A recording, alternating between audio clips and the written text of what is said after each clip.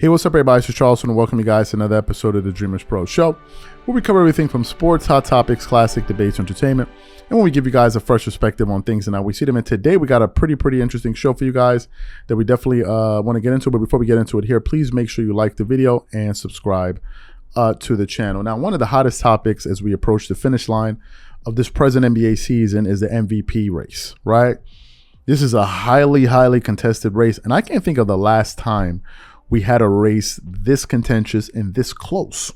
I mean, this MVP race ended up even creating that spectacle that we witnessed on ESPN First Take with JJ Redick and then Kendrick Perkins, right? And since then, it's been one person giving their opinion, and on a night in and night out basis, these guys, I'm talking about Nikola Jokic, Giannis Antetokounmpo, and Joel Embiid, are putting up fantastic numbers to continue making their cases all the way to the finish line. For the majority of this season, rather, I think the majority of people would have felt that Nikola Jokic was the MVP based on the numbers he was putting up. If you look at the advanced analytics, you know, a lot of it was leaning in his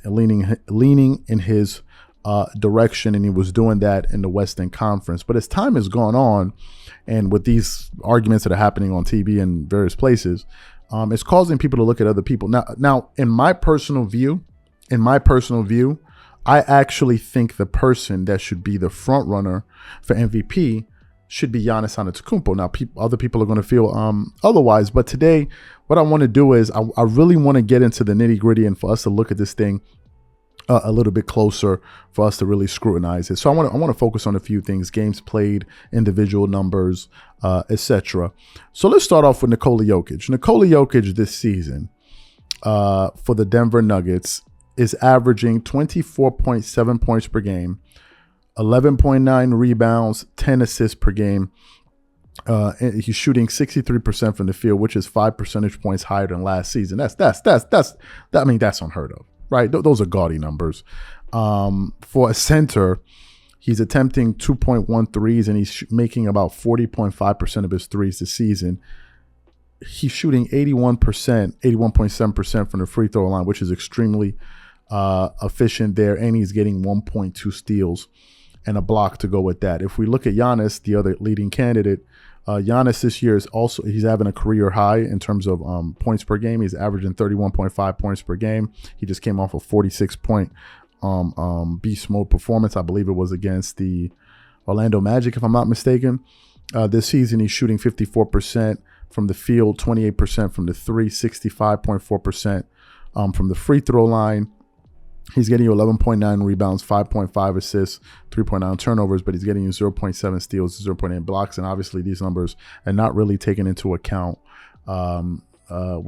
his defensive presence on the court. They have other advanced numbers that do that, but I don't want to get too bogged down in that.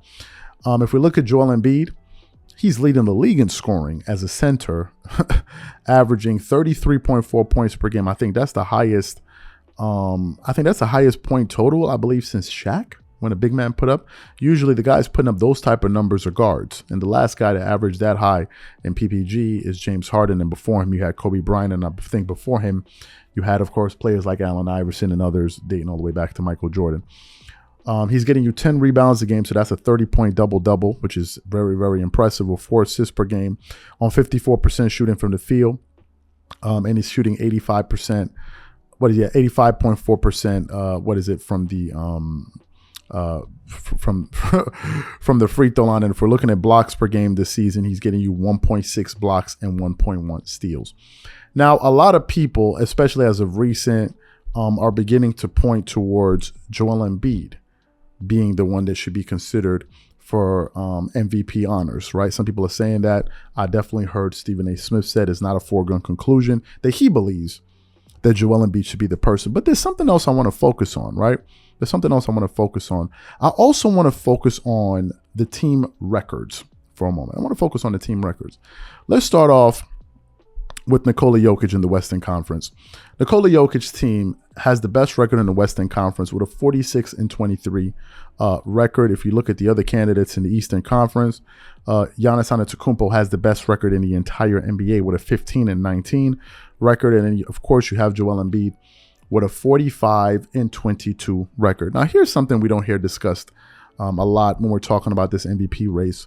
Let's talk about games played and availability of the co-stars. If we look at the total games played, the Milwaukee Bucks have played 69 games. The Dallas Mavericks, the Denver Nuggets have played roughly 69 games, the same thing.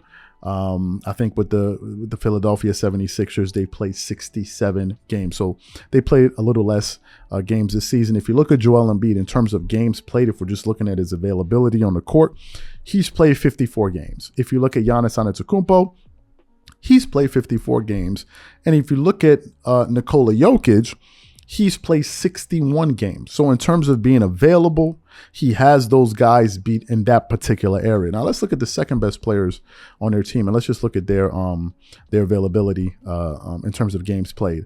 Jamal Murray this season has played 55 games for the Denver Nuggets. Giannis Antetokounmpo's running mate and Chris Middleton. Let me see how many games he's played this season. I think he has played, get this, 25 games. 25 games. And if we look at James Harden of the Philadelphia 76ers, he's played 50 games. So if we look at overall impact on the court in terms of the games played and the availability or lack thereof of their second best player, the edge right now goes to Giannis. And I think it puts his record in better context if we're looking at it from that standpoint. If I just give you guys my general sentiment on this race and who I think should be leading, I think Giannis Antetokounmpo should be winning this race. And the reason I believe that is simply this. From my understanding, now some people may say it's wrong. Some people may say the definition should change from a year-to-year basis. From what I understand about MVP races, I think usually it's the best player on the best team that wins the regular season MVP. Usually that's what I think it is. And if we're just judging it from that metric alone, then it has to be Giannis, because Giannis's team has the best record in the NBA and he is the best player on that team, right? So that's one way to look at it. Obviously, other people are going to feel otherwise. And as a matter of fact, before producing this particular show, we actually put up a poll on our channel where we asked our viewers to vote. And we said, basically, the question was, who in your view is most worthy of winning the MVP right now? In about an hour, 2,400 people voted. 23% said Nikola Jokic, 26% said Joel Embiid, and 51% of the voters are pointing towards Giannis Antetokounmpo. I think Giannis should win, but obviously I'm not a voter. But I think he should win if we're just judging it based on my standards. Obviously, you guys are going to have different standards. So what I want to know from you guys is simply this. At this present moment in time, who is your MVP? Leave it in the comment section. Catch you on the next one.